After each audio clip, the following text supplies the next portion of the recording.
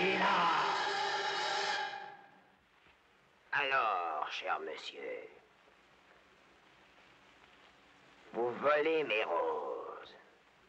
Vous volez mes roses, qui sont ce que j'aime le mieux au monde.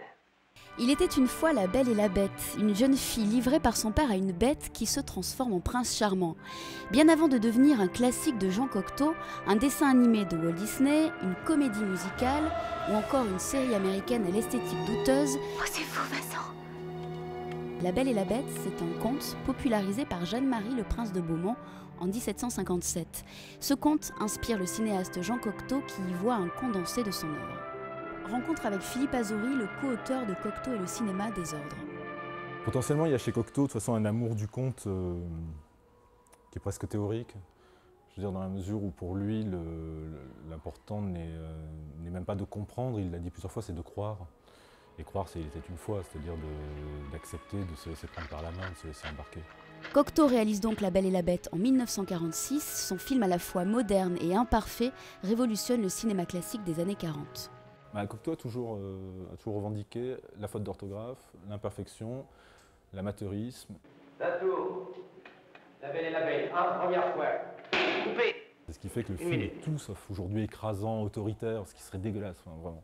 Et là, ça donne un film qui est jubilatoire parce qu'il est, réellement, il est fait de chiffons, de cordes, de chiffons, de fils de fer. On va tout faire à la main, on va tout faire nous-mêmes.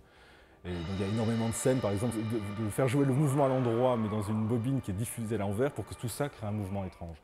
Où est la bête? Des avancées, des travelling qui sont faits avec une planche à roulettes et qui donnent l'impression que quelqu'un flotte.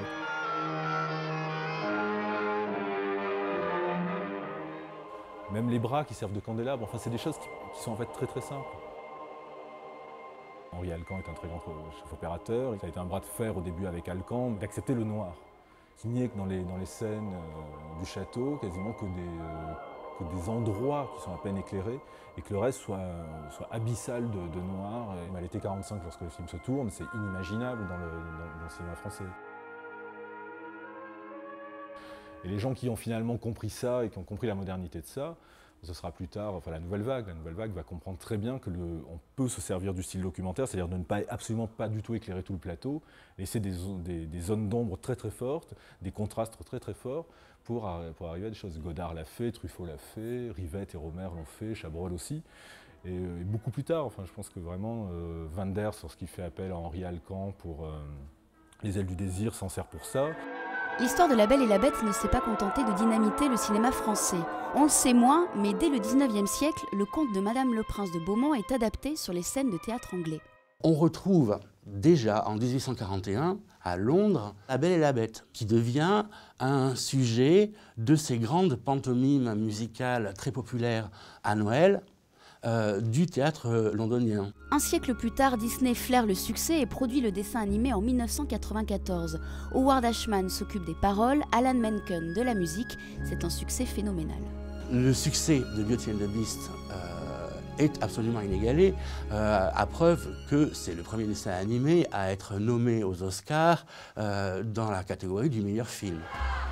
Puis c'est au tour de Broadway de s'emparer de La Belle et la Bête. Le musical est vu par près de 35 millions de spectateurs à travers le monde. En France, on a aussi notre version, moins sucrée que celle de Broadway. Le metteur en scène Glenn Casal a souhaité revenir aux sources de l'œuvre de Cocteau. The Disney show came out of a theme park. My show comes out of Cocteau's movie. The set is darker. It's more like, it's not as big a castle. You leave more to the imagination so that people can feel that. Also from Marie Beaumont's novel, it's more romantic. It's deeper romance than the Disney.